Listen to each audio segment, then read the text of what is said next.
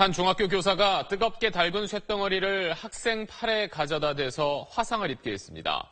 이 교사는 지난해에도 다른 학생의 무릎을 발로 차서 다치게 했는데 지금까지 아무런 징계를 받지 않았습니다. 심각한 폭력도 덮고 넘어가려는 사립학교의 행태, 김종원 기자가 취재했습니다.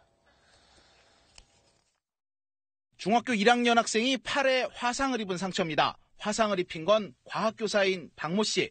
지난달 초 과학 수업 시간 중에 쇠공과 쇠고리로 이루어진 실험 도구를 가스토치로 달군 박 교사. 잠시 후 책을 펴지 않고 떠드는 학생을 꾸짖으면서 달군 쇳덩이를 학생 팔에 가져다 댔습니다.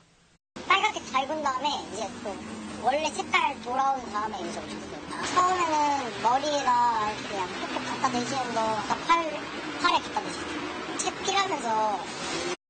한 목격 학생은 피해 학생이 뜨겁다고 작은 소리로 말했지만 교사가 실험에 관한 설명을 다 마친 뒤에야 팔에서 도구를 뗐다고 학교에 진술했습니다. 심재성 2도 화상 정도로 보여집니다. 피부층 중에 진피층의 일부까지 같이 손상되는 경우를 말하는데 보통 60도 이상에서 5초 이상, 또 70도에서 80도 이상에서 한 1, 2초 이상만 접촉을 하더라도 아동학대 여부를 판단하기 위해 보건복지부가 만들어 배포한 점검 목록에 비춰보면 아동학대로 볼 사건입니다. 하지만 이 학교는 피해 아동의 부모에게 3일이나 지나서야 알렸고 법적인 의무인 아동학대 신고를 하지 않았습니다. 학교 측은 박 교사가 실수였다고 주장을 했고 피해 학생도 처벌을 원치 않는다는 뜻을 밝혔기 때문이라고 해명했습니다. 그런데 박 교사는 지난해에도 1학년 학생의 무릎 부분을 발로 차 인대를 다치게 한 일이 있습니다. 엎인 상태에서 쌤이 들어오셔서 왜 길을 막고 있냐고 하면서 구두굽으로 무릎 쪽을 찼는데 교무실 바닥 여기로 떨어져서 통깁수 한 달 정도 한 거. 학교는 역시 학생의 부모가 크게 항의하지 않았다는 이유로 교사를 징계하지 않고 이를 덮었습니다.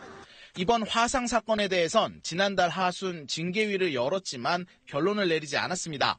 교사들은 부모가 처벌을 원치 않는다고 한 건 불이익을 우려해서 그런 것이고 이번에도 유야무야 넘어가서는 안 된다고 반발을 했고 지난 12일 청와대 국민신문고엔 폭로글도 올라왔습니다.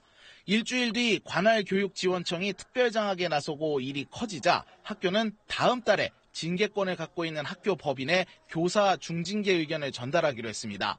사립학교 내 폭력 사건이 제대로 처리되지 않는 데는 교육청에 사립학교 교원 징계권이 없는 것도 큰 이유가 된다는 지적이 계속 제기돼 왔습니다. SBS 김종원입니다.